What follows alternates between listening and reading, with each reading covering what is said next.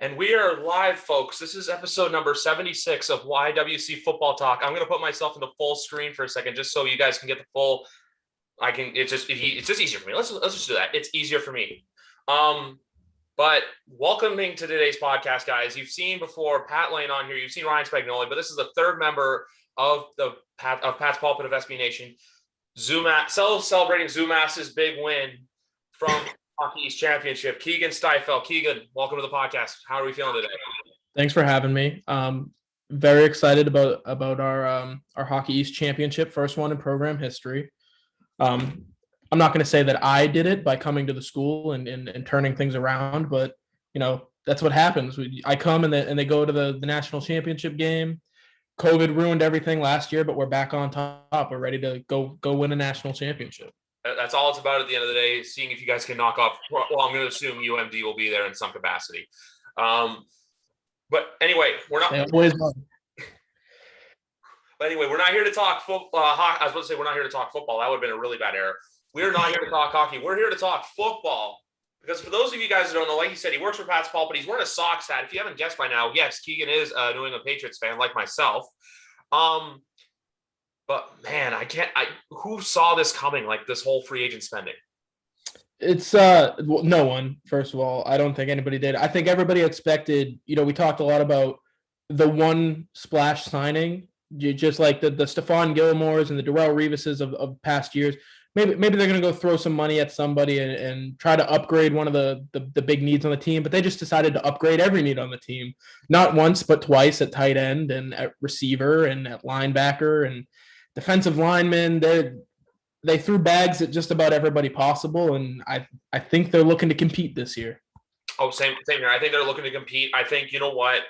Actually, before you and I came on to do this, I saw a bunch of Patriot reporters were tweeting out the workout video that just happened today, which I got to watch a little bit of it. I'm going to watch it later. But like Jared Stidham, Jacoby Myers, Kendrick Bourne, Hunter Henry, who was also there, Matt Lacoste, and Wilkinson, I can get his first name though, and also Devin Asiasi. And like those guys are already there working in California. Pat's West, we're calling it. Like I'm watching this, like, God damn, the season's still 5 months away. I want if there was football, if they came out of nowhere and said, "Hey, Patriots are going to play a game on Wednesday night," I'll be like, "All right, cool, I'm there." Yeah, I missed the XFL because we had spring football. We had something to look forward to after the NFL season, but we're missing that this year. Yeah, I'm excited for the season to get started. It's going to be a long summer. Training camp's going to be a grind, not just for the players, but for everybody following along. Because, with all the additions they made, this is a competitive roster. They're going to have competitions at a lot of spots. There are going to be a lot of guys cut who probably could make other teams. So it's unlike last year where we kind of knew everybody that was going to make the roster. This year, it's up in the air. Who knows, who's going to end up making the final cut. Exactly. And also, too, for everybody out there saying, like, oh, like I saw a tweet today. It was from Doug Kyatt of Nesson. Basically, he was like, I think someone retweeted him saying, like, oh, this isn't Brady and Moss. It's like, no one's saying this is Brady and Moss. Like, look, obviously now it's like, hey, look, we made the bed. Now we have to go lay in it. So it's like, now it's just up to the players and Belichick to go out there and execute. But I think Belichick got the guys he wanted to. You heard Jalen Mills say that in his press conference today. Bill wanted me here. Bill's going to get the players he wants. Like, some people look at it like, like, we spent the money, yes. But at the same time, too, Belichick got his guys, and that's what I trust the most. Yeah, so I think he's preached, versatility and athleticism in all of his draft picks and the people that he's added to the roster. Kind of, that's where the NFL is going. They need versatile players and they need athletic players, kind of to fill multiple roles. You've only got 53 guys on the team, so I think those are the two things that he's looking for, and when he's adding players. And across the board, all of those guys are versatile and athletic. Jalen Mills can play every DB spot. Jonnu Smith he's a tight end, but he can run the ball out of the backfield. Hunter Henry spent most of his time in the slot. Like, all these guys can do multiple things, and they're multifaceted, and they've all got kind of the extra gear to contribute a little bit more than maybe other people will. So I think he built this team with a vision in mind, and he's still building this team. We still have months to go until training camp starts. So he's building this team with a specific vision, and I think he's gotten the opportunity to do it the way he wants to do it. Exactly. And also, so I love all the fans who are saying, like, oh, they're still chasing Buffalo. It's like, yeah, no Patriots fan has come out and said, oh, yeah, we're back to running the East. Like, it's our division. No, like, obviously, we know Buffalo is going to be the head dogs going into the year. We'll see what Miami's like, but I haven't liked some of their moves in free agency because, like, they haven't, like, obviously, like, they got Will Fuller, they got Skura, but we know firsthand Skura is not the best center in the league. But on that note, probably my favorite signing of the last week was David Andrews staying. Yeah, I feel like a piece of a lot of us died when we kind of thought he was on the way out. You know, they re-signed Ted Karras after a year in Miami, and it was like, oh dang, David Andrews should have retired a Patriot. And then all of a sudden, Bill Belichick, like, he is going to retire a Patriot. Here's 4 years. Let's throw $30 million at him. Like, it's kind of like somebody like, you know, who are you and what did you do to Bill Belichick? Why are you giving all these people all this money? But I don't think any of us are ones to complain now. We're getting to see something that we've never been able to see before. We've never seen him just throw money at people like he's doing. And throw money is probably not the best way of putting it because he's got something in mind. He's not just doing it willy-nilly, but guaranteed money. What was that? Throw guaranteed money. Oh yeah, a lot of guaranteed. I mean, getting in the specifics of the contracts, like there's a lot of back channels that they've gone down and how to maneuver the cap a little bit. You know, all these teams know how to do that stuff. But with the Andrews signing specifically, I think a lot of people were not happy that they went with Ted Karras, and then Bill Belichick said, we'll go with both of them. Why not both? Exactly. It's like one of those things. It's like the Seinfeld episode, more everything. Like, yeah, why not? Like, sure, we'll take it. Like, no one here is really mad about it, or no one here is really complaining. So it's like, yeah, screw it. But I always say the David Andrews thing, just obviously too, like you've heard people say, like, he just seems like a guy who's going to be here his career. He was like, because the thing I was getting at, my words are all over the place, but you need, for as much as you need on-field leadership, it's off-field leadership and camaraderie that really help build a great football team. A lot of people kind of look at that and go, whatever. Like, that's a big reason why I think Cam's back is because of who he was in the locker room and his work ethic. Yeah, absolutely. I agree with that 100%. When they built the original team kind of to compete after his first year in New England, Belichick, they got a ton of guys who were veterans and respected in the locker rooms that they were coming from, like Anthony Pleasant and Roman Pfeiffer and Mike Vrabel. Like, all these guys they all ended up playing kind of the same position, but all of these guys were respected veterans who knew what it took to play in the NFL and to stay in the NFL. And I think it's not exactly the same idea that they've gone with this year, but, you know, re-signing Cam, they know damn well everybody in that locker room respects him. And signing these guys who not only are, you know, very good football players, but guys who are respected, guys who not all like former first round picks, guys who, like Jonnu Smith was picked in the 5th round, Jalen Mills in the 6th round, who worked their way up into becoming integral parts of the teams that they came from. So that's always what he's looked for. And I think he went crazy this year, and just, if you fit the mold of a Belichick signing, he was going to sign you this year, no matter whatever it took. Rodney Harrison is another great example too, because the one thing I've preached this on this podcast before, but for Christmas, my mom gave me a book called The Dynasty by Jeff Benedict, and I've been reading that thing. I'm almost at the end of it, and I'll preach this till I die. If you're a Patriots fan, you got to read that book. You'll learn so much more about the team just by reading the book. Yeah, I actually bought it. I think I bought it the release weekend, and I read it in probably 2 weeks in the summer. Like, I flew through it. I had nothing to do, so I flew through that book, and he did a good job of compiling information that you could find elsewhere, but putting it all in one place to where you could get all of these stories, you know, in one read. It's a phenomenal book. It's great. I ended up tweeting an excerpt from it when Bill Belichick, after I think it was the 3rd Super Bowl win. No, it was actually after the 2nd one. Tom Jackson, who said on ESPN that the Patriots hated their coach, said, "Congratulations, Bill." And Belichick turned around and said, "Go fuck yourself." So, I laughed so hard when I was reading that book. Yeah, I tweeted that out, and Barstool actually stole it from me. So I've got some words with Barstool, but yeah, I think that's the best part of that book. But that's kind of the guy that you get with Bill Belichick. If you cross him, then there's no coming back from it.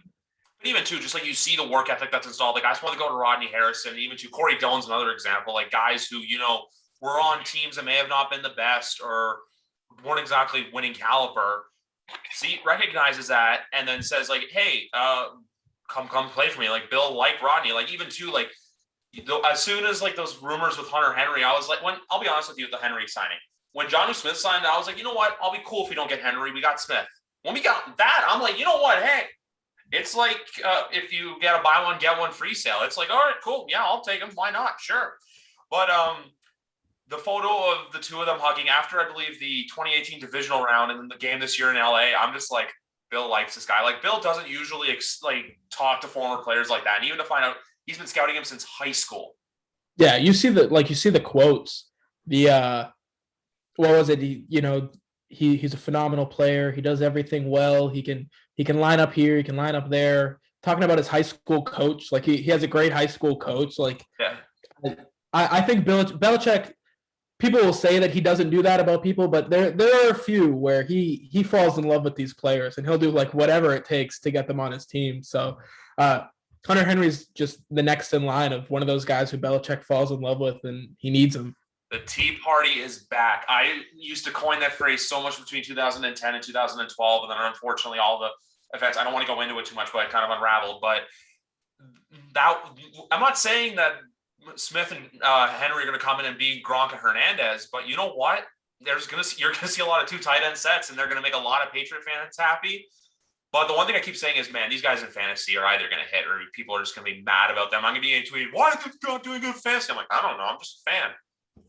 Yeah, they're going to, like, each of them are going to catch like 60 balls, and they're probably going to go for like 800 yards and 4 touchdowns. And everybody's going to be like, oh, they suck. They're not as good as they were on fantasy last year. But if you put it together, the team's getting like 1,800 yards out of these guys and 10 touchdowns, and like the team's fine. They don't care about your fantasy football team. Exactly. That's what I'm here. Like, I don't care about your fantasy league. If you wanted to go tight end, you should have gone Kelsey. Like, don't blame me.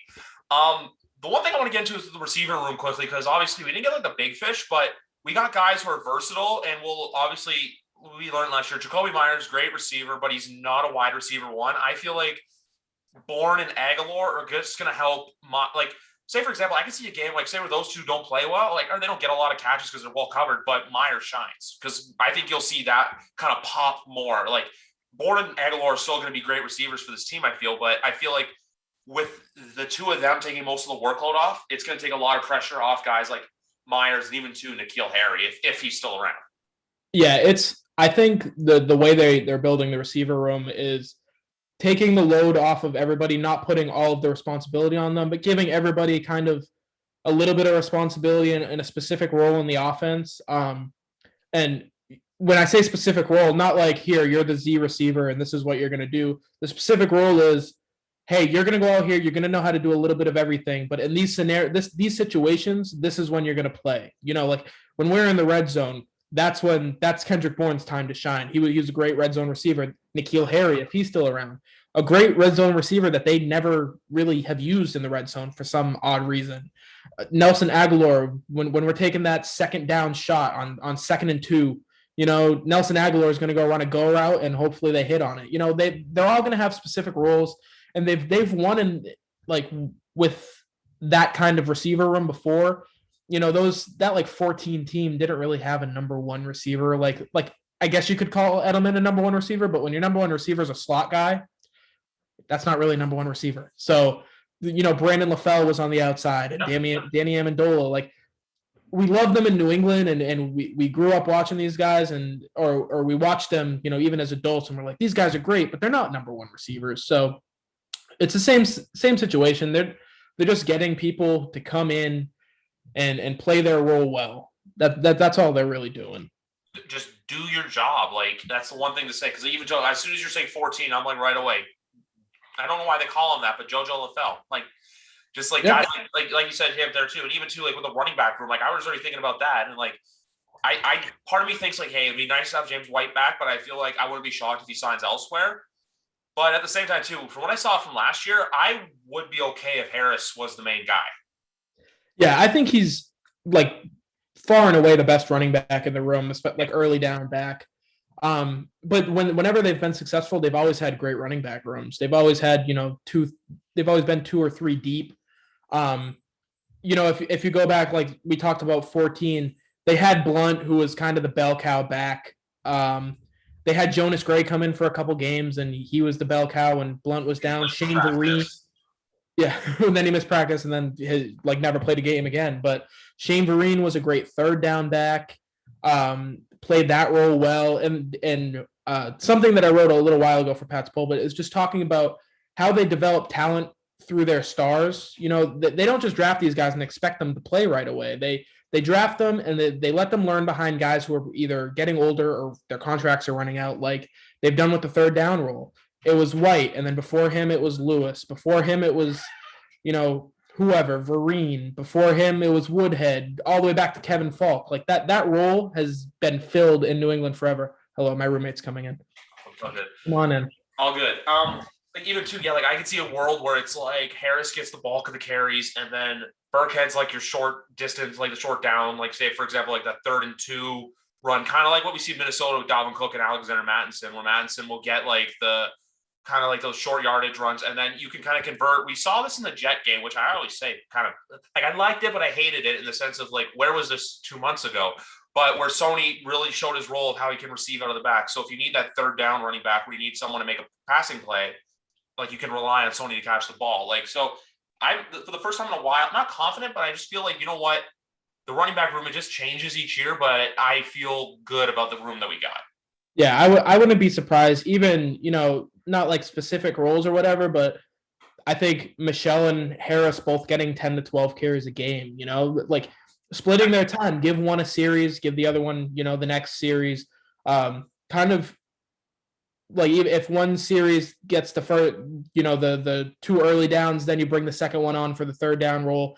JJ Taylor coming in, you can't really expect a ton out of him. He was an undrafted free agent, but he had a better rookie year than James White did. If anybody remembers James White in 2014, everybody thought that was a bust of a pick. They were like, geez, this James White kid stinks. So, JJ Taylor had a pretty good rookie season, especially for a guy who didn't make the initial roster. He had to wait for cut downs and people getting put on IR. Then he jumped back in. So I think they're pretty well set up. Brandon Bolden, whenever he's been asked to play that third down role, has been more than okay. Like, people think of him as a special teamer. He's a pretty damn good third down back. So they've got those 4 in the room. I assume that they get another one in the draft, to really take over that third down role. A Demetric Felton type, the Kenneth Gainwell out of Memphis. Kind of those 2 guys are leaders of the pack, but I think that's where they're headed in that direction. But they're going to be fine at the running back position. Yeah, exactly. I have no concerns with the running back. I also have no concerns about the offensive line, even though they traded Marcus Cannon. Like David Andrews, I think I see the world where it's like David Andrews, and then I could see Ted Karras potentially getting a guard spot, but I feel like he's going to be a second. Like I told you last week, he's a $4 million insurance policy as of now. But look, we'll see what happens with Michael Onwenu, Trent Brown being back. Obviously, a lot of people took it as whatever, but I'm like, look, we gave up nothing to get him, so it's just like, look, if it works out, great. If it doesn't work out, he'll be on a new team next year. Then also Michael Onwenu, who at the time a lot of people at the 2020 draft, if you had said this guy's going to be first team all rookie and he'd be a first round pick in remocks, I don't think anyone would have believed you, but he came in and he did his job. And then also to Shaq Mason and then Isaiah Wynn, like this offensive line, I always said this, the offensive line in 2020 was such a big reason why this team won 7 games. Yeah, that across the board, the first 5 are very good. You'd be hard pressed to find a better one in the NFL. If we're being honest, the 2 tackles, as much of an injury history as they have, when they're on the field, they're the best of the best. And Onwenu was, like you said, all rookie guy. David Andrews is the leader of that offensive line. And Shaq Mason, the best thing you could say about an offensive lineman is you never hear their name called, and that's Shaq Mason. No one ever says anything bad. No one ever says anything good. He's kind of just out there and does his job. So the starting 5's great. They've got a little bit of depth. Justin Herron, who was thrown to the Wolves last year, whenever he got put in, it was because somebody was hurt and he was the 4th tackle on the depth chart. Played extremely well, especially for a guy who was drafted in the 6th round. Ted Karras is the best insurance policy in the game right now for interior offensive linemen, especially at $4 million. So we'll see if Yadni Kajust, who's headed into his 3rd year, he's never played a snap. We'll see if that shakes out. It's not likely at this point. I wouldn't, put any chips on it, but I think their depth is fine, but they'll add a little bit of depth through the draft. But that front 5, the guys they're going to be rolling out week in and week out, in a perfect world, are one of the best groups in the NFL. Exactly. The only groups I could see peak better potentially are like Tampa, Indianapolis, LA Chargers now. That's just another world. I can't believe they got Lindsley. And what was I going to say about the offensive line? I love what you said about Mason. It's kind of like it's a hockey metaphor I just recently heard, and I've started believing that it's like when someone scores a goal, you do not want to be the guy on the team that just got scored who the camera goes to. So it's the same thing with offensive linemen, where you know what, if like Shaq Mason, it's like, oh yeah, what we don't really hear much from him. It's like he's doing his job. Like that's actually a good thing if the guy's kind of quiet. It's like, hey, he's going along, he's just doing his thing. Yeah, I had a series at Pat's Pulpit last year, the Unsung Heroes, and it was like he was on that group every week. It just another week of Shaq Mason, no sacks, no quarterback pressures. He had a pancake block, and they ran to his side and scored 3 times. Like, no, they're never going to say his name on the broadcast, but that's a good thing. That means he played a phenomenal game if they don't see his name. And the hockey analogy is perfect. When the quarterback gets sacked, the next guy that you see, you don't want to be that guy. You don't want to be he came through the A gap. That's the center's fault. Like, look at him walk back to the huddle all sad. You don't want to be that guy. Exactly. Like I looked at I was actually watching a lot of film, like just not, when I say film, I'm not watching the all 22. Like I don't know how to get access to that. I don't know how you get access to that. I just go on YouTube and watch like the full 15-minute highlight clips the NFL does. And it'll sorry, I was just going to say NFL Game Pass. It's expensive. Okay. But you get all 22. True. Now I know. But so I just go on YouTube and then look, there's the 15-minute highlight packs there. And I see a lot of the plays where either Cam trips or get sacked. It was more or less like guys like Illuminor, and then there was other guys. Like you never saw Andrews really get passed by. Like sometimes it was Wynn. Sometimes you'd see certain linemen where it's kind of like they give up on their assignments. But for a lot of the time, they were solid. Like I said, for this team to go 7-9 for as bad as they were, if this was any other coach or any other offensive or any other coach or any worse of an offensive line, this team's going less than they're going like 4-12. that was a bad roster. Exactly. Just give me a second. I don't know what happened right here. I just got to hit record again. Sorry, folks. I don't know what happened. The recording literally just stopped on the audio portion for some reason. So we're still going back. If anything, I'll fix it in post. But no, I'm looking at a lot of these games. So everyone's like, oh, it's like sometimes you got lucky. It's like we shouldn't have won the Jets game. But you know what? To win this league, you got to win those games that you're not supposed to win. Or games where it's like, hey, you're out of it, and then some fortunes go your way. Like in that Jets game, Joe Flacco throwing that play action pass with 6 minutes to go, or Zane Gonzalez missing a field goal in the game against the Cardinals. Like, look, just because another team got unlucky, or even to Baltimore with all the mess up snapping in the rain, when everyone's saying, oh, it's New England weather. I'm like, that's that's just northeastern weather. It's rain. It's like Baltimore's right down the road. It's not a big difference. Yeah, exactly. They made it seem like, oh my God, it's like this big weather thing. I'm like, it's rain. Like obviously it was horrible, and I would have hated to have been at Gillette Stadium for a game like that, just weather-wise. But you know what? Sometimes you just lady luck's your friend. Like I went in that Baltimore game thinking fuck, we're gonna get our asses kicked. And the fact that we won, I was just out of my mind. I was just like, what the hell did I just watch? Yeah, no one expected them to win that game. And I had a hard time pegging this team last year. Every week I would give a prediction, and I felt like I was wrong every week, no matter which way I went.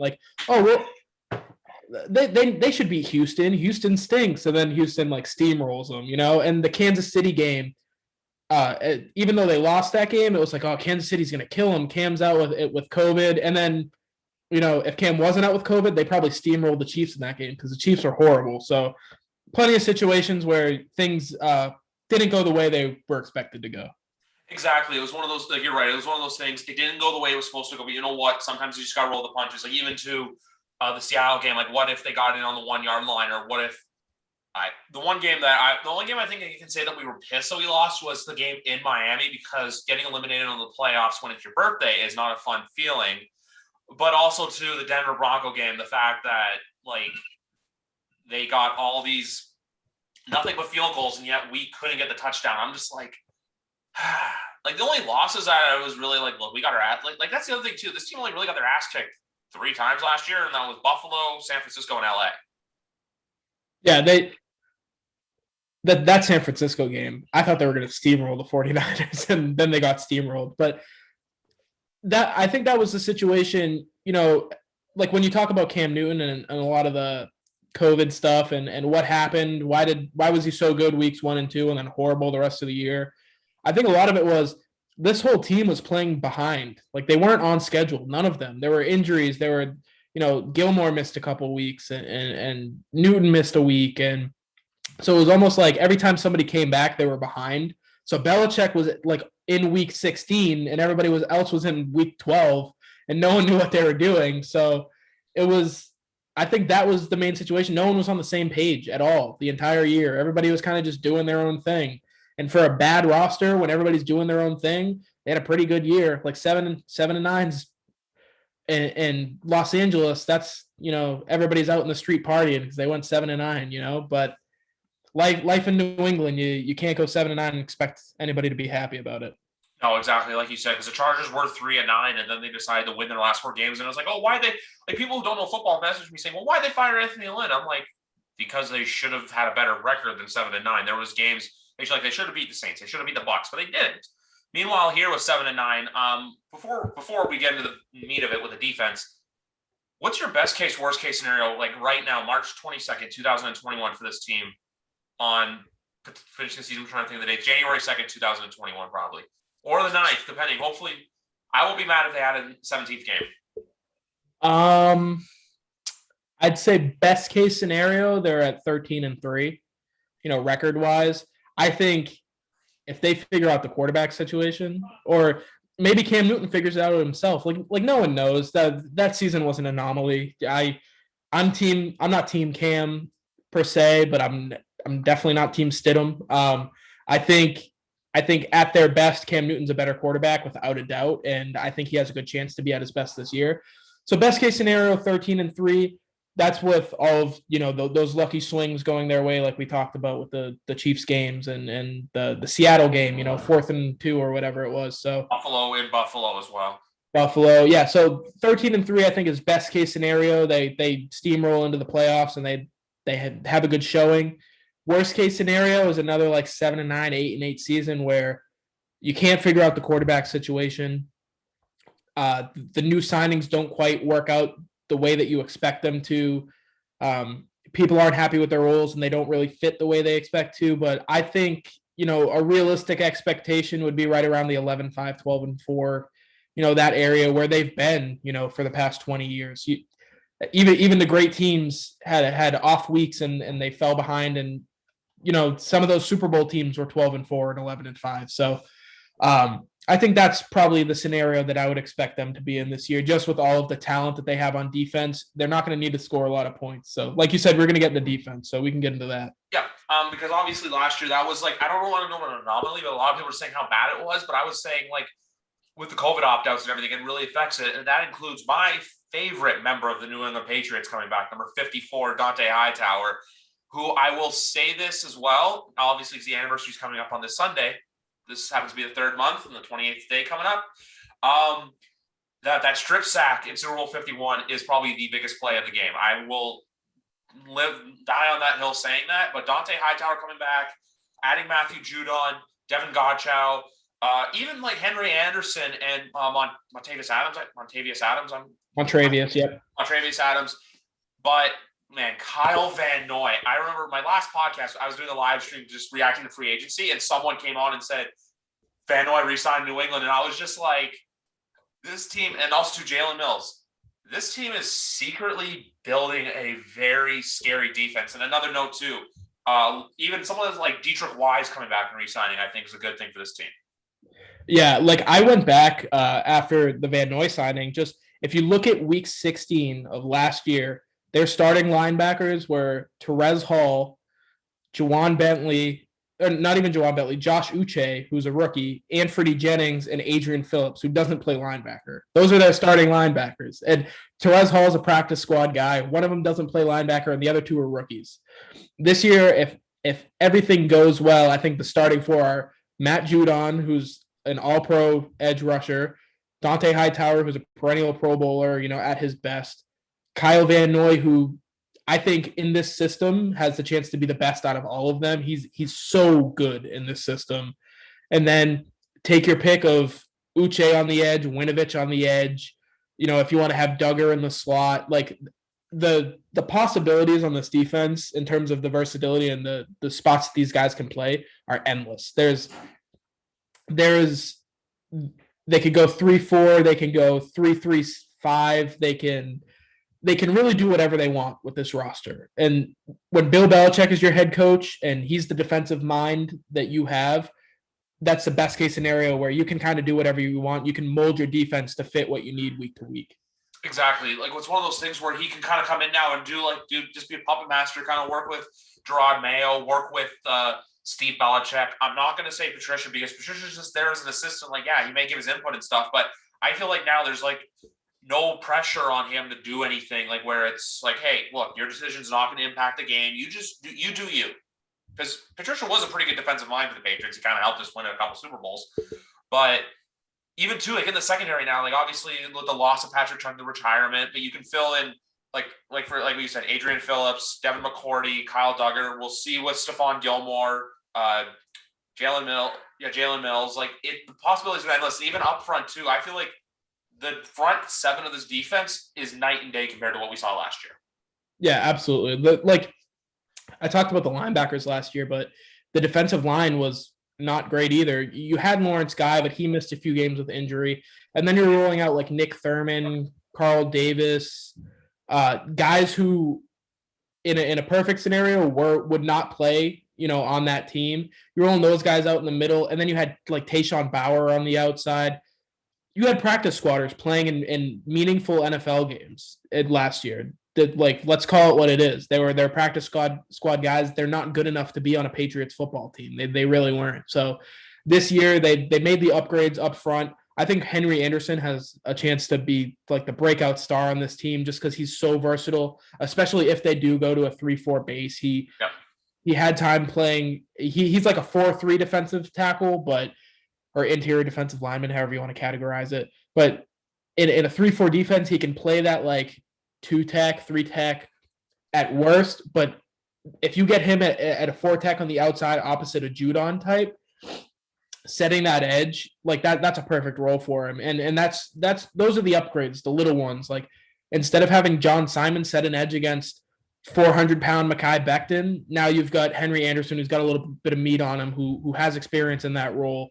And it'll make things a lot easier for everybody else. It sets everything up for everybody else. Even to one signing I really liked was Godchow out of Miami, because I feel like if they, especially like you said, if they are going to play a 3-4 defense, I feel like his style of defensive lineman is going to work a lot better than Adam Butler. So they do a little swap where Butler's now in South Beach and Godchow is with us in New England. It's just one of those things like where it's like, look, the possibilities are endless. And what's the other thing I was going to try to say? I lose my wording a lot here. My bad. But you're good. There's hope. Like last year, I feel like it was like hope, but it was like false hope, where it's kind of like, this is going to sound really weird, but it's like when a drug addict kind of gets their high and they're coming off of it, where they think the world's all great and good. And then it's like, no, it's not. You're just perceived reality. Meanwhile, with this year, look, there's potential. There's reason to be excited. This defense is better. Like, for all we know, the boogeymen are coming back. Yeah. I hate that nickname, by the way. Like, I did not know that.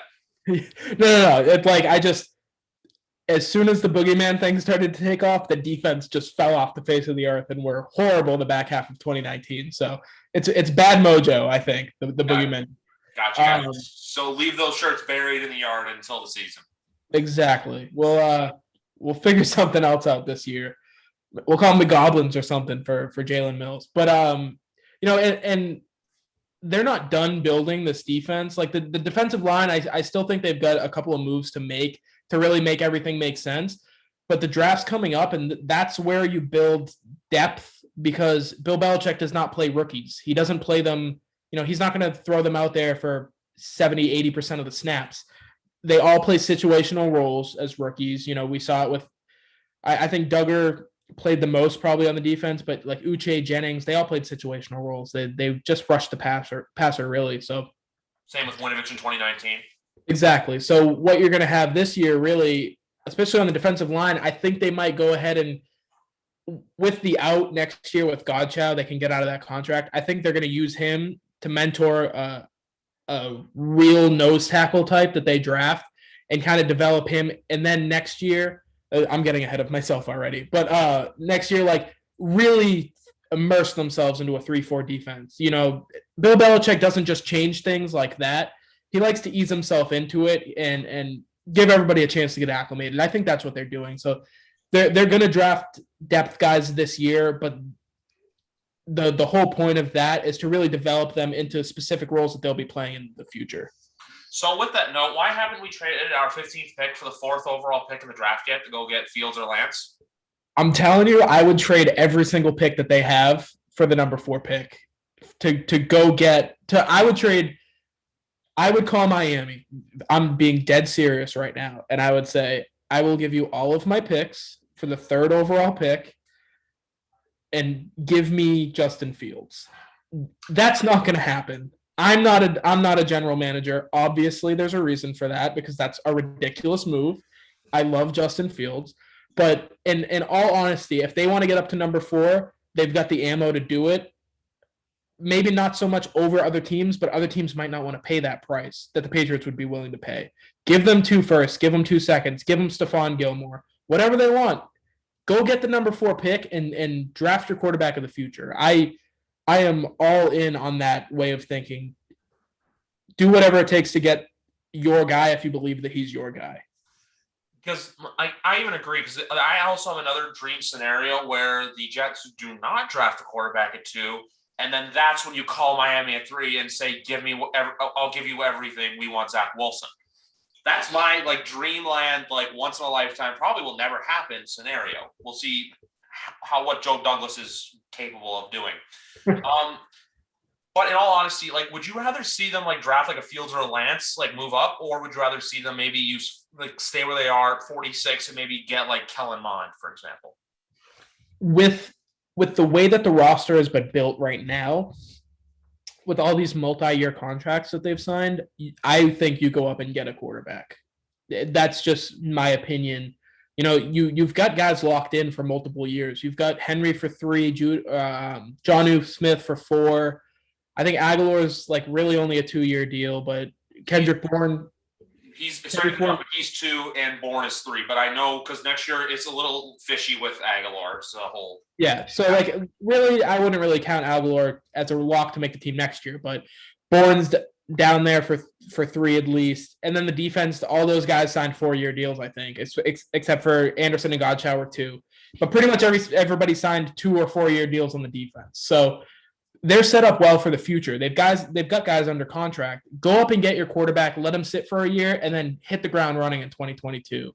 But if they do decide to go down, the other route, I think if they do wait, they have to be in love with one of the guys that's going to be there in the middle rounds. Don't do a Jarrett Stidham scenario where you're maybe it'll work. I think that has to be a scenario where you've got your Jimmy G, a guy who they loved in 2014. They knew he would be there, so they waited. If you love Kellen Mond and you want to wait to the 3rd round, do it. But I don't love Kellen Mond, so you're not Chris Sims. I understand. Yeah, thank you for that compliment. No problem. I listen. That's the thing, because I do listen at work every day. I do listen to Pro Football Talk, so I got to hear him say his thing. And look, I like the show. I like the 2 of them. It's just sometimes Sims, it's either a home run or it's a strikeout with his predictions. But because it's like you said though, I don't want to trust a Sam Ellinger or an Ian Book for that, because those guys, hey, they have potential, but I just don't think they're gonna come in and be these great quarterbacks.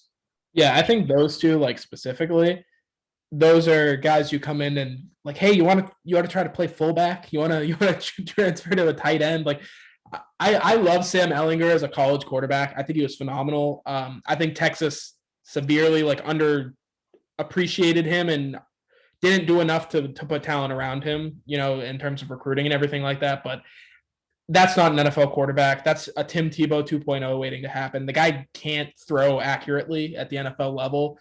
And Ian Book, I don't think is much better. He's a runaround Johnny Manziel kind of, let me do 3 circles and then huck it and hope one of my guys catches it. That's those guys. But there are guys in the back half that have, real tools to work with, Davis Mills, who was built, if you built an NFL quarterback in a factory, it would look like Davis Mills. Maybe not athletically, but in terms of the look.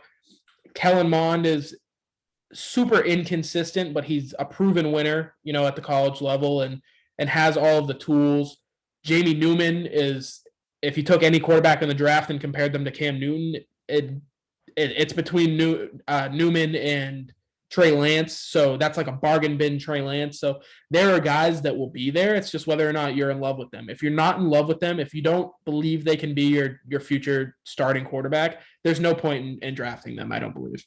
I believe I heard it. I'm just trying to remember the quotes because another podcast I listened to is 2-for-1 Drafts. I'm just trying to remember what they said was you're not supposed to draft. Like, your free agency is for what you want. The draft is for what you need. I try to remember which host said that. It may have been because former YWC Football Talk guest Austin Gale may have said that. I just like to plug that. He was on the show a couple weeks ago. But even to the other quarterbacks, I'm only thinking of was like Felipe Franks, for example. Like, he looks like he's a development project, but he looks like he's like maybe 1 to 2 years of development before you really can trust him as a starter. So if Bill falls in love with Justin Fields or Trey Lance, like, you got to make the call because I feel like someone's going to aggressively move up because you already heard the reports. Schefter saying there could be 6 quarterbacks gone before pick 10. Yeah, I absolutely believe that just because this year more than any other after, with the television deals, things have probably changed a little bit, Yep. But with the cap situation, what it was, you need a cheap quarterback. If you really want to win, you need a cheap quarterback. Tom Brady proved that wrong last year, but whatever. You need a young, cheap guy on a rookie deal to build up the rest of your roster around him to really go for it. So I think a lot of people or a lot of teams are of that way of thinking where if we can go get our guy, a guy that we believe can win, and with a good roster, go ahead and get him. Mortgage the future because there is no future if you don't have a quarterback. Exactly, because like even too, Pat said this before, and they're on his podcast where it's you didn't want to go into the draft blind. That's why I wasn't totally mad at the Cam Newton signings. I was like, look, especially too after it was only $5 million of base salary is his contract. That's not he's making $14 million, and then on top of that, it's like how the fact that 35% of his contract is his salary. It just made me feel better. But now you can go in. So basically, what I'm trying to get at is, look, if they want to move up, teams can't finesse them. It can't be.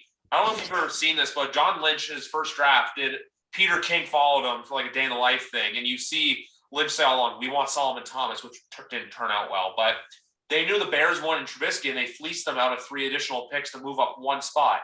So now what I'm trying to get at is Bill can move up to where he's not going to worry about getting fucked over by another GM. He can do it just unsuspectingly like Kansas City did in 2017, like Buffalo did in 2018. I feel like Patriot fans are now confident that, hey, Bill Belichick has the tools to do it and other teams aren't going to see it coming. Yeah, he gave himself a fallback plan. Like that's what the Newton signing was. I don't think anybody expects Newton to be the guy past this year, but he's a fallback plan. If we can't go up and get our quarterback, at least we got a guy who can keep us competitive, at the very least. I don't know what they believe Stidham can be, but they've got him. He's a 3rd-year guy. Like they've got a situation to where if they don't get exactly what they want, they're not going to get screwed over. They've got a backup plan and a plan in place to maximize the talent that they have on their roster. Exactly, because even too, and then if it doesn't work out with Cam, you can always move up next year and trade and get Sam Howell or Keagan Slovis. Bo Nix is the name I'd like to say, but I'm kind of iffy on Bo. Bo Nix is gonna stink. I'm calling it now. I think he's horrible.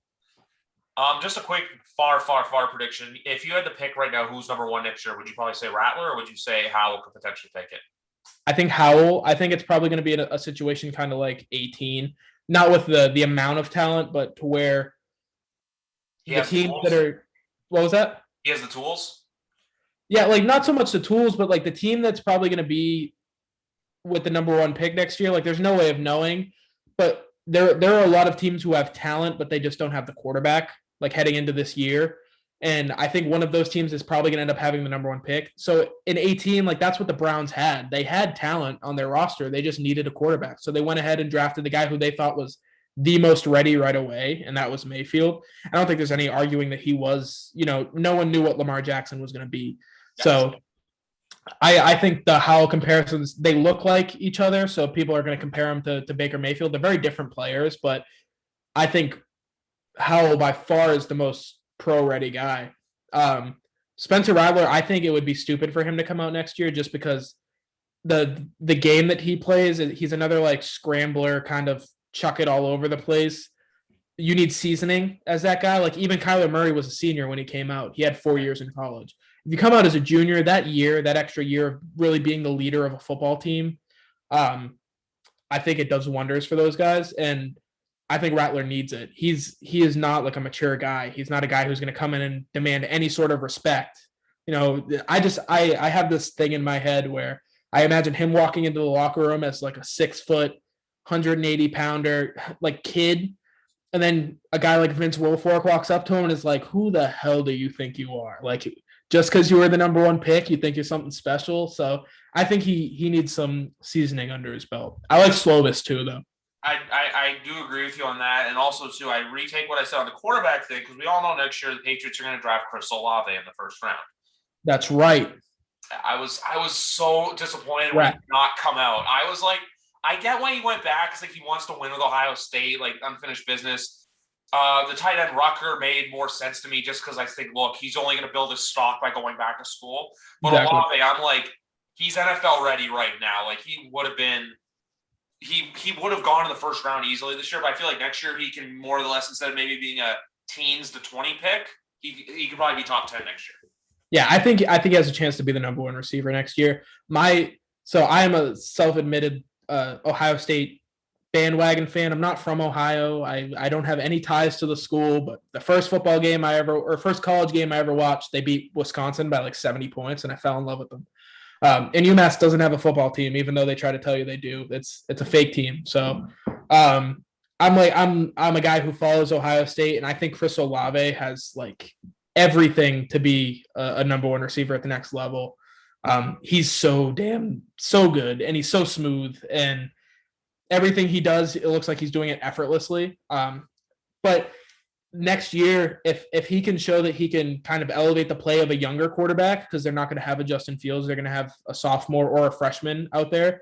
If he can elevate the play of somebody else as maybe the number 2 wide receiver in their room, because Garrett Wilson is very good, like has a chance to be better than Olave. So I think it made sense. It just broke my heart because I was convinced the Patriots were going to draft him like late day 1, early day 2. So it was rough, but yeah, I love Olave. I think he'll be great at the next level, but give him an extra year of seasoning. You know, it can't hurt. It can only help.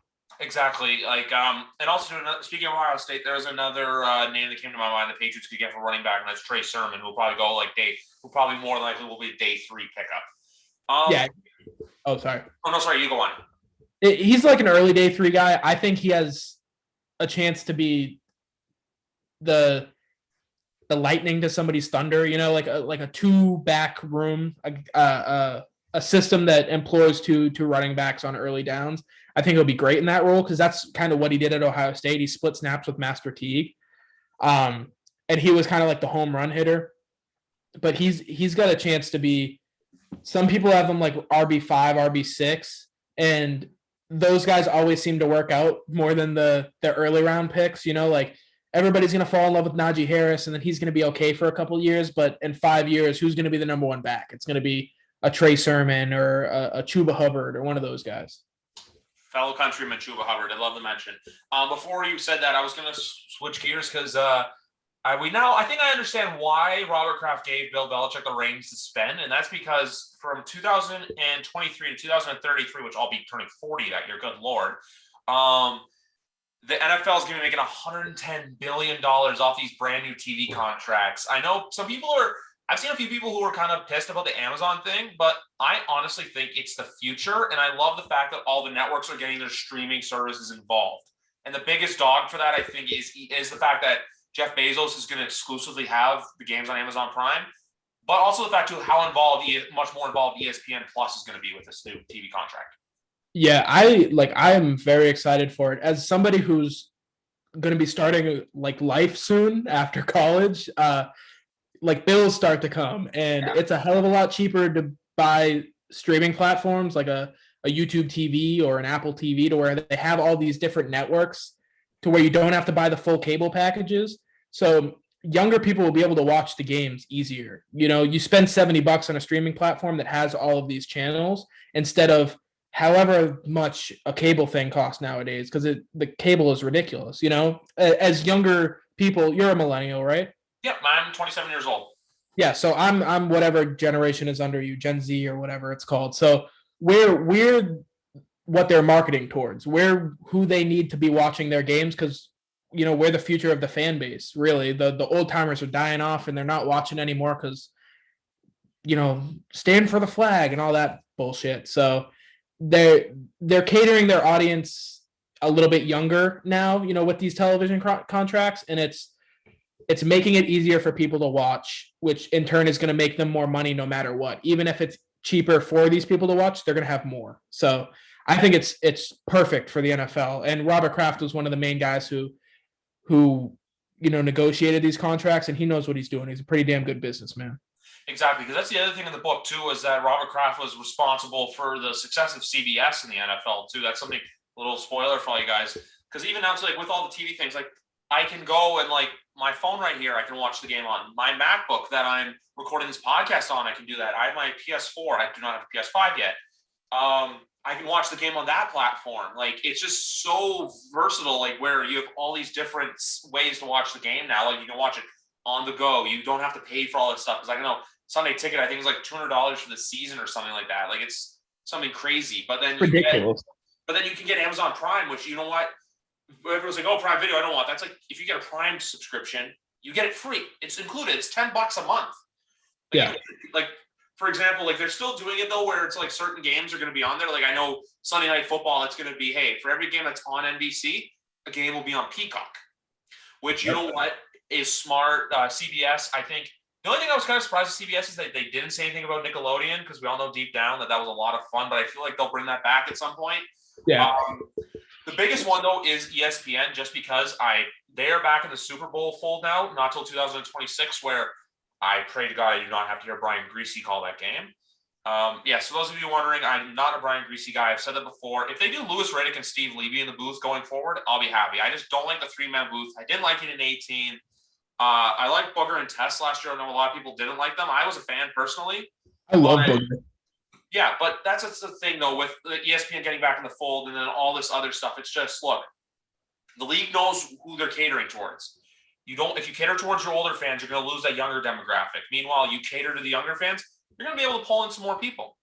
Yeah, exactly. And it just the whole point of what they were doing was to make it, everybody thinks it's harder because it's new, but it's making everything easier and it's more accessible to more people. So they did a good job with that. And with the Monday Night Football crew, you don't have to worry about it, because by the time they have the Super Bowl, they're going to have they're going to be on their 5th crew from then, because every year they change out the crew for some reason. So they can't get it right. Yeah, no, that's that. I just didn't like Greasy, just because I feel like he was always when you have say if you're at a party where there's a bunch of friends talking and someone just awkwardly blurts something completely random out, it's just that. That's what Brian Greasy felt like to me. Louis Riddick, I like. Steve Levy is probably going to be the busiest man in ESPN now with hockey coming back. Yeah. But that's just how I viewed it with those guys, where it's like that. And then also CBS, I have no gripes. Even though I know some people weren't fond of Charles Davis, but I didn't mind him. Oh, I love Charles Davis. I think he's great. Yeah, I just wish they brought him in. If you can do him with Romo and Madden, I know they're both color guys, but that would just be so much fun. Yeah, the thing that I want out of my football commentators, because I don't really need them.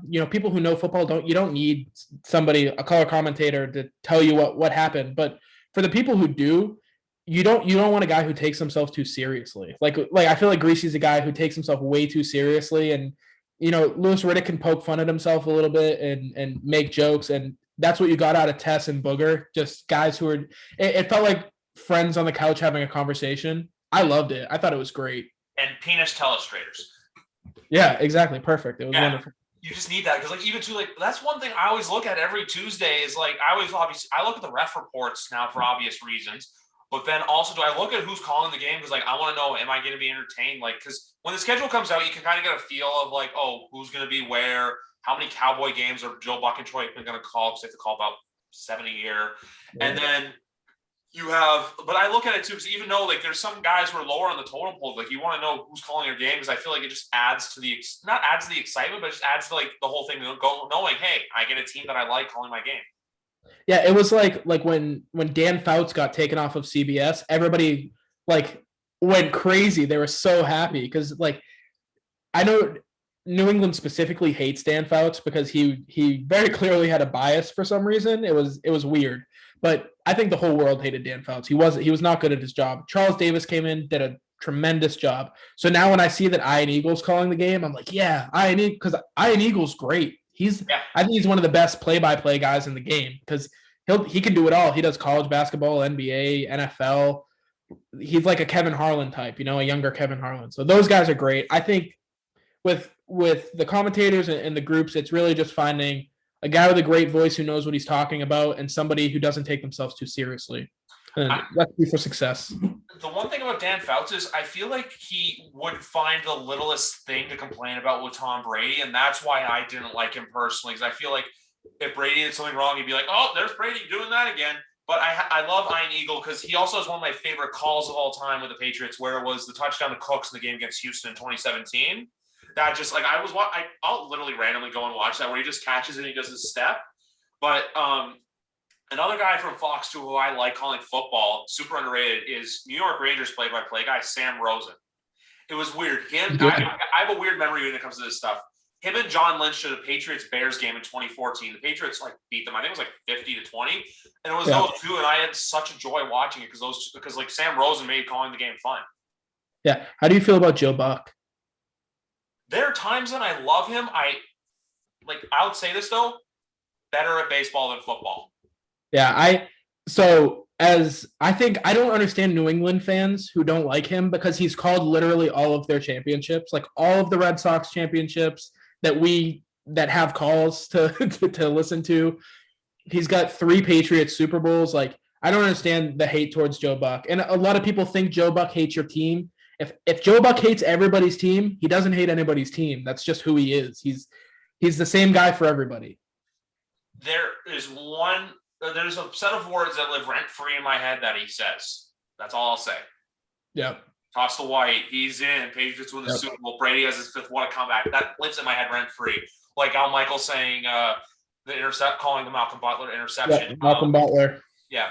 Troy Aikman, I'm a little indifferent on because I feel like he is a bit of a Dallas. Like, I feel like if you play for the Cowboys, you have like a biased agenda to them. Like, we see it with Irvin. We see it with Aikman. Like the Patriot Cowboy game last year. I'm like, okay, Jesus Christ, I could never watch another Patriot Cowboy game with those two. My dad's a Saints fan, and he can't stand Troy Aikman because he feels like he's got like a weird bias against the Saints, which I kind of hear it from time to time. But the other thing too with football that you gotta like as well is like a good sideline reporter, like Aaron Andrews, like Tracy Wolfson's another one. Love Tracy Wolfson. I think she's the best in the biz. Yeah, that team right there. Like I like Jim and Phil because I always used to hearing like, "Hello, friends," Jim Nantz. Like I could just hear like Jim Nantz is like he's my favorite. He's my favorite play-by-play guy though. For as much as I like all the other ones, like Jim's at the top. Like him doing March Madness right now, and then he'll be doing the Masters in a few weeks, and then he'll be back in football.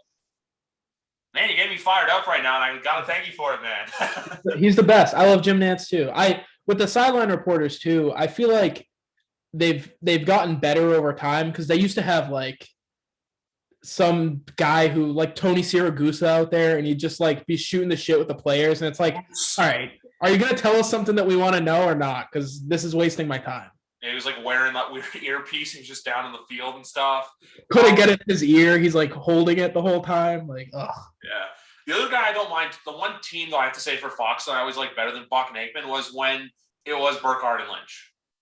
I feel like those two guys really bounce. That's another thing too is when they bounce off each other well. Burkhardt's great, but what was he doing it with Schlereth this year, or it was Daryl Johnson? I want to say. You're right. It was Daryl Johnson. Like I don't like Johnson. What was that? They did the Cardinals game. Yeah, like I'm not a huge Daryl Johnson fan. I just don't think he like contributes anything. He just kind of says what happened, and it's like, all right, thanks, dude. Yeah, that's what the play-by-play man's for. You don't really need to do that, but exactly. Moving on quickly because actually we had a fan question come in earlier. It's just a from Randy, who wanted to ask us both. Question for the both, because I also have a guest coming on Wednesday night, Andy McNamara. So he said, I'm going to ask this again on Wednesday night. If you could interview any sports figure, who would it be and why?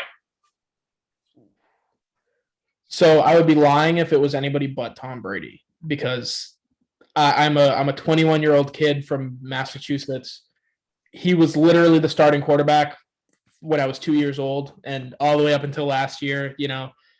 He had the biggest impact out of any sports figure on my life than anybody else. But I won't give that as my only answer, because that's a boring answer, because of course it's Tom Brady, So sports figure, any sport. Can I go like outside of football? Yeah, sure. Why not? I think me and Rajon Rondo would have a hell of a time. I think I could get Rondo to give me some good answers. Specifically, like with those 08, 09, 10 Celtics teams, there were so many huge personalities on those teams, and I feel like Rondo does not care. He will tell every story. So I did it wasn't really a school project. It was like an icebreaker type thing. And it was like, who would you interview from your favorite basketball team and football team, baseball team, whatever? And somebody said Rondo after I had already answered. And I was like, damn, that's a great answer. So I think Rondo's great, because Rondo would give you some good stuff, I think. So Rajon Rondo is my answer. I was going to say Brady as well, but I'm going to be different and say another answer from you. This is going to sound weird. I'm going to say Robert Kraft. Because I feel like he would be like, I feel like if I could have gone with Belichick, I feel like he holds back a bunch. I feel like with Robert Kraft, he would be upfront honest with you. And I feel like the entire time, I wouldn't even ask a question. I'd just be saying, thank you the entire time. And I'd be like, thank you. Where can I get a pair of the pair of shoes you come out with every year? Thank you. Give me some shoes. But no, because even to like, I want to go back to that book, because that book's that's the one thing too, made me appreciate him and how hard he had to work to get not even just get the team, get the stadium, and the fact how he worked up. He bought the parking lot, and then he eventually bought the stadium, and then there was the whole St. Louis and then the Hartford stuff. Like, I feel like his mind would be such a good one to pick, and even to like, he obviously had his really rough years and everything, and how he's after Myra passed away. That's one Super Bowl I really wished we could win, because I remember saying after the game, I'm like, I wanted that for Myra, but yeah. But even to like the fact that you can just say something like how you got all this to be, and even how it's. I want to get his reaction when Tom said to him, I'm going to be the best decision you've ever made, which we all know now it was. But just for him to say that, like, what do you feel? Because, like, we all know, and even to, on another note, going to the interview with what was I going to say, that he did with Peter King, you see all this stuff where it's like, oh, yeah, he treats Tom as a son. It's like everyone's saying, oh, my God, he still loves him. It's like, yeah, every Patriot fan knows that. I love how it's like, all this news to them is like, oh my God, we can't believe this. Like, yeah, we know this. Like I can't, part of me is excited for the Bucs game this year, whenever it is on the Sunday night with Al and Chris in the building. Like, if I'm going to say this right now, that game is not on NBC. That's a crime unless they want to do it on Monday, but you got to do it on Sunday night, because it's just going to get so many views.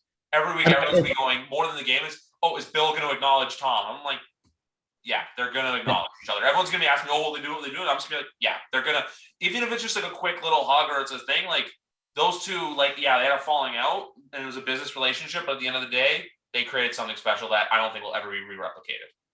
Yeah, I have two things on that. If that's not week one, the week one Sunday night game, then they did something wrong. Nice weather.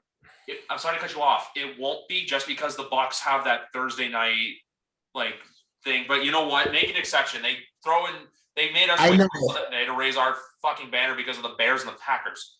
Yeah, I know they have to raise the banner. I know.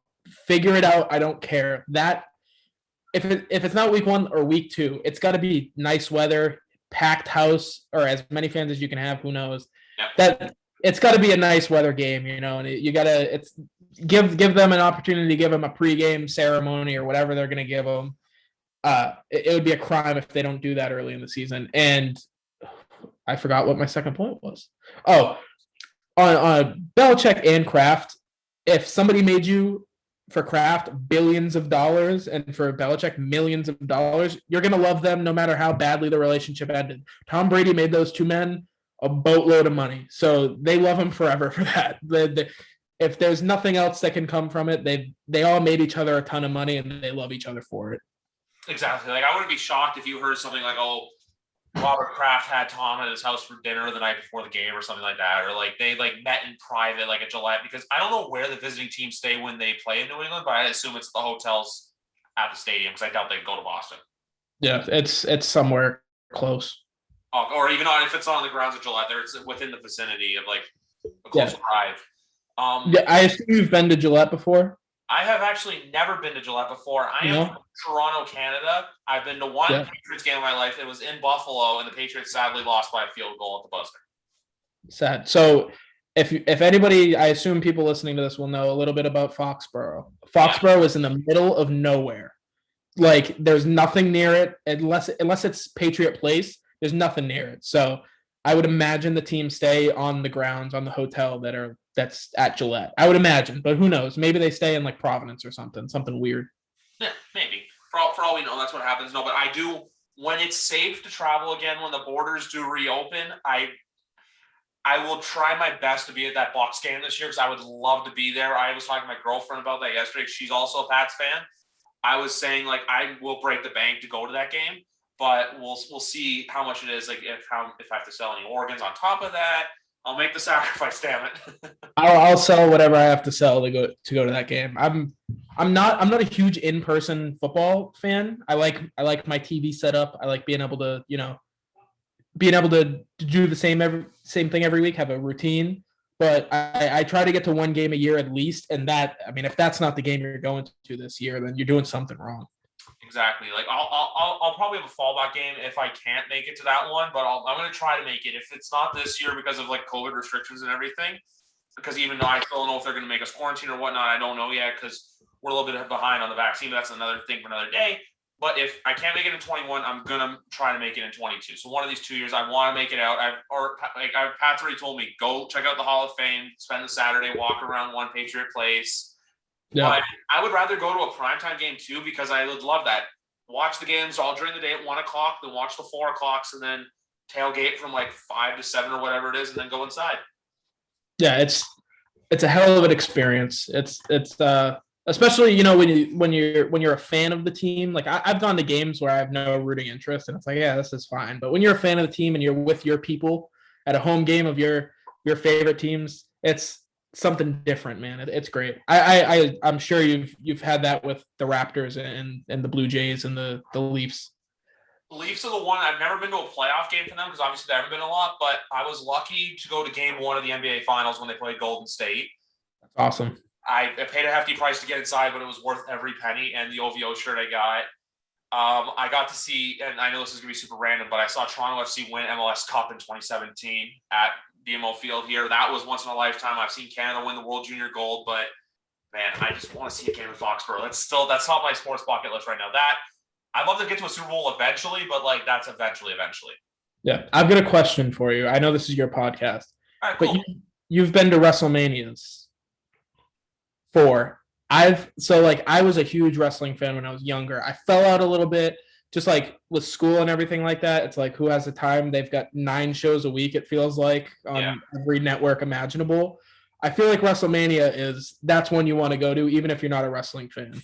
Exactly. I went to 28 in Miami, 32 in Dallas, 33 in Orlando, and then 34 in New Orleans.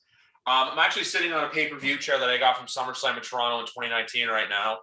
But no, there's just something special about it. Honestly, it's a once in a lifetime thing. Like you get to the stadium, and it's like what you said. Like you're with your people. Like when you're in a town for WrestleMania, you're with your people. Like you see them everywhere. Like you get to the stadium, everyone's loud, everyone's there to have a good time.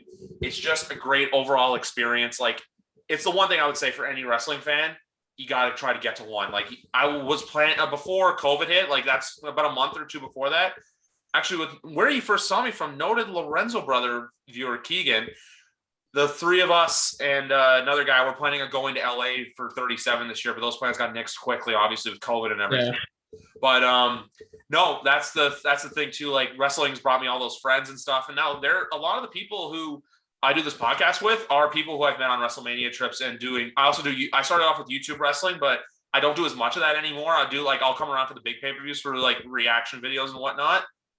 But for the most part, it's football and it's WrestleMania is an event every wrestling fan should experience at least once. Yeah, I've always I'm trying to think of when I fell out of wrestling. Probably like 2016, 2017, when I just stopped watching weekly. And even every year I watch the Royal Rumble, every year I watch WrestleMania, and I'm always like, damn, I should go. I should figure this out and go. I gotta find my nephew who is 8 loves wrestling. So it would be fun to take him, but I gotta find an adult to go with. Exactly, because that's the one thing too. The only thing I'll say is, and I've said this before, those trips are not cheap. That's the only con to it. The WrestleMania trips are not cheap. Yeah, it feels like the city knows, so everything gets hiked up, all the prices. The city knows everybody's going to come no matter what. It's not so much that, it's just the fact too, like you have your hotel, your flights, and then the tickets to the show, like tickets to WrestleMania, like tickets to like the Raw and like NXT and stuff. Those are fairly cheap. It's WrestleMania what really gets you on the on the price of tickets. That's all. Yeah.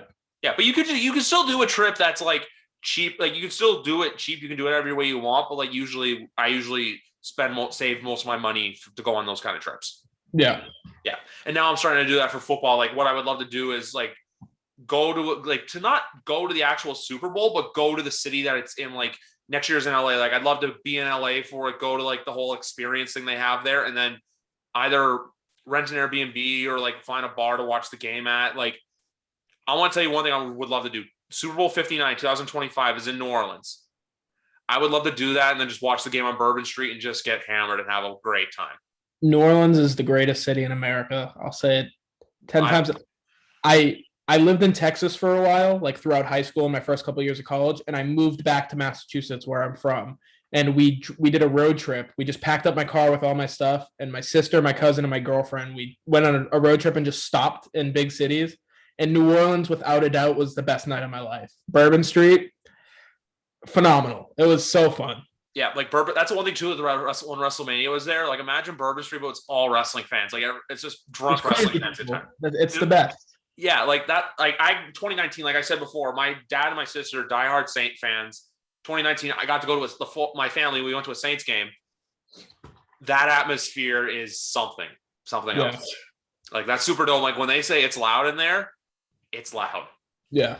Yeah.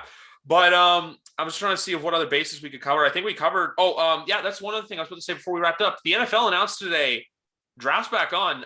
As much fun as last year's was with virtual, I gotta say, as long as they do this whole in-person draft safely with fans and no one gets it, but there's no major outbreaks, I feel like it'll be a success for the NFL. Yeah, they did a good job with the Super Bowl. You know, we're far enough out to where we know that like it wasn't a complete shit show. Like not everybody got it, you know. So they did a good job, and I saw that the premise was everybody who attends is a vaccinated healthcare worker or just somebody who's been vaccinated. So they'll have a way to do it safely, but there's nothing quite like draft night. I'm a draft weirdo. I like to call people who like the draft weirdos because you've got to be a special kind of person to love the draft. So draft weirdos, all, you know, they're all each other's people, all together, acting crazy. You know, Jets fans booing if they draft, you know, Trevor Lawrence at number 2, they'll still boo it. Like it's great. And having without fans and without having a real, you know, stage for them to do it, it wasn't the same last year. I'll be honest though, I'm just such a sports junkie that I loved it and watched all. I like for day 2 and day 3, like I'll always watch day 1, but day 2 and day 3, like I'll either watch a bit of it or keep up with it and just try to see the Patriots pick. I'm slowly becoming a draft weirdo. I don't know if I'll ever get to that point like you Spags are, where you guys analyze the shit out of everyone. I'll use PFF Mock Simulator and follow the Pat Lane rule, where I now trade for Justin Fields, draft Amari Rodgers. Hey, got to get it out there for every Pats fan. That's but all you know need. what? The fact that my girlfriend announced, she's like, oh yeah, that weekend she's got a bachelorette. I was like, all right, cool. That's the draft weekend. I'll be at home watching that. Yeah.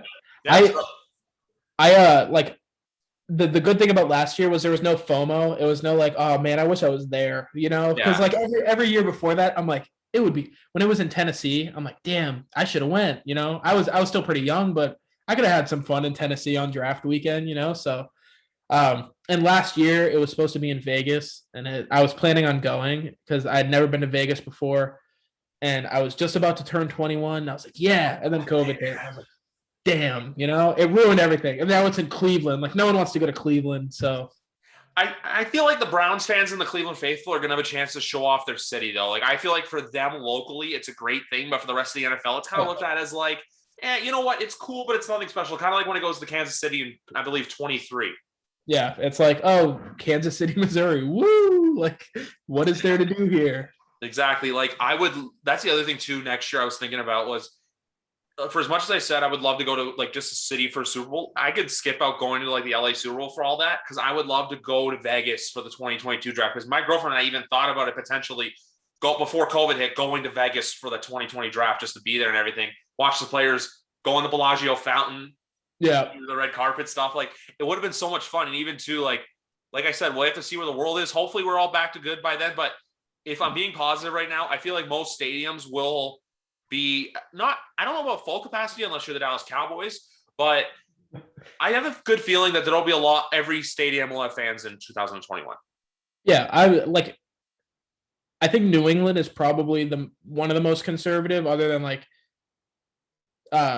San Francisco, probably in terms of like limiting fans and being safe and making sure everybody's doing the right thing. And if New England's letting fans in, if San Francisco is doing it, then I don't see why everybody else wouldn't do it. Like damn well, Texas Stadium or whatever it's called now, AT&T Stadium is going to be filled to the brim week 1 just because Texans are crazy. I can say that. I lived there. They're nuts. Houston, they're all like, that organization is a shit show, so they're probably going to have a full stadium, So exactly. That's it. That's the other thing too. Like I've heard about. I wanted to find a way to speak about that situation that's going on right now, but all I'm going to say is I'm just going to let it play out by itself. But man, have you ever seen Breaking Bad? Yes. I've seen it like 4 times. I love that show. The lawyer guy who's representing those women just for some reason reminds me of Saul Goodman. Yeah, like it's such a hard situation to really speak on at all if you're not a part of it. Like I am very much a believer of, you believe a victim before anything else, and you give them every opportunity to speak on whatever happened to them. Like I believe that very much.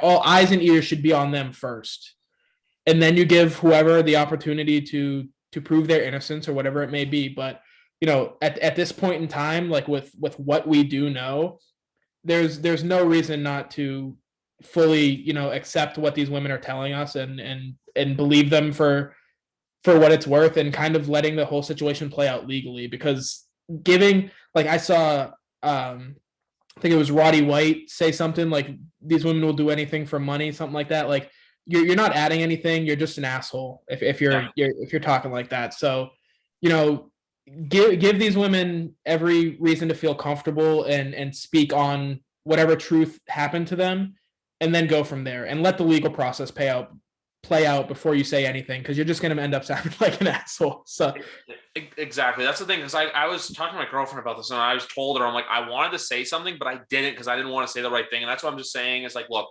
you believe for the victims, you hope that nothing bad did come out of this for either side, or that no one did this with like bad intentions, trying to screw someone over or something like that. But at the same time too, it's just one of those things, I just want to keep my mouth shut about it, because like, look, I had nothing to do with it. I'm just a guy on a mic who comes onto Zoom, Skype, StreamYard, or records on GarageBand and loves to talk about football. And I'm not a part of the legal system. I have no experience in it. I only made the comparison to Saul Goodman because if you go on the guy's profile, he's like super Texan, rich guy, big MAGA supporter from what I've heard. Without a doubt, he's like the attorney's an asshole. Like you can be an asshole and represent people who are telling the truth. That's like, there's no issue in calling a spade a spade. That guy's slimy, like no doubt about it. But in a situation with this kind of, whatever comes of this is going to be bad for somebody, So in a situation like that, you've got to take the safe approach and believe, the victims and everything like that. But I mean, there's no doubt about that specific attorney and everything that you can read about him. He's not a likable person, I would say. Like he's not likable.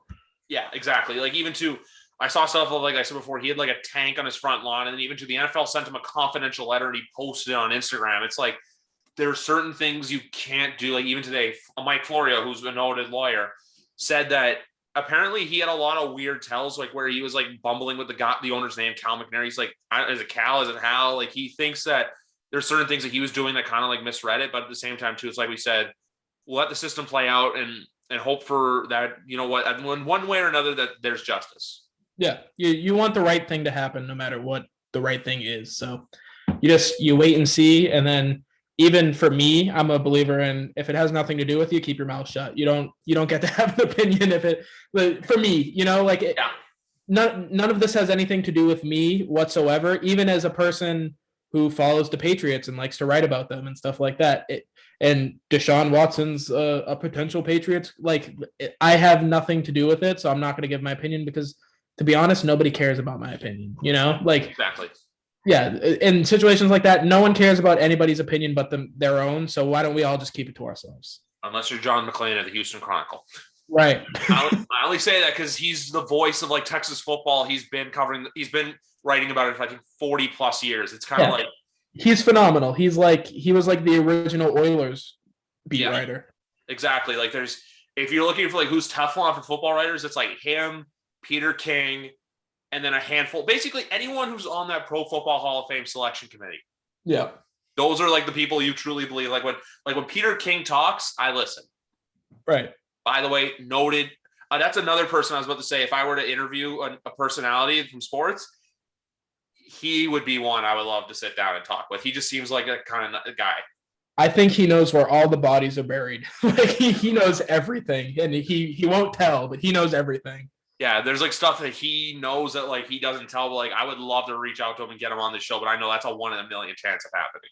Yeah, like I don't think he wants to do his own show. Like he fills in for Mike. He fills in for Chris Sims because Chris Sims doesn't like to work Fridays and stuff like that. That shows how much Pro Football Talk I listen to. And by the way, I don't take everything they say as gospel. It's just what I like to listen to at work as a podcast. We all have our weird things. Like I used to listen to Boston sports radio, which is the plague. Like that's the worst thing to listen to if you're a Boston sports fan.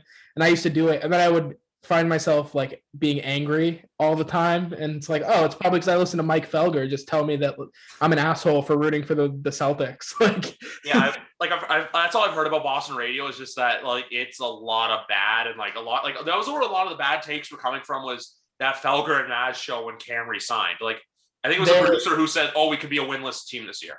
They hire people who like hate Boston, and then all the people who are from Boston that are on the shows mold their personalities around that like Felger is from Wisconsin. He's like a Green Bay Packers fan and a Bucks fan.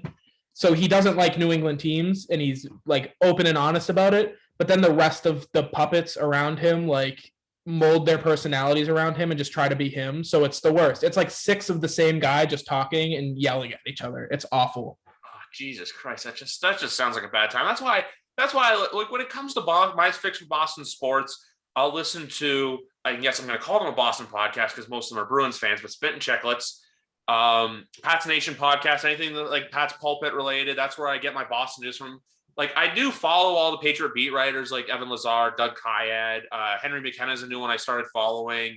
Like guys like that, like because like look, they're gonna tell it like it is and they're gonna speak the truth.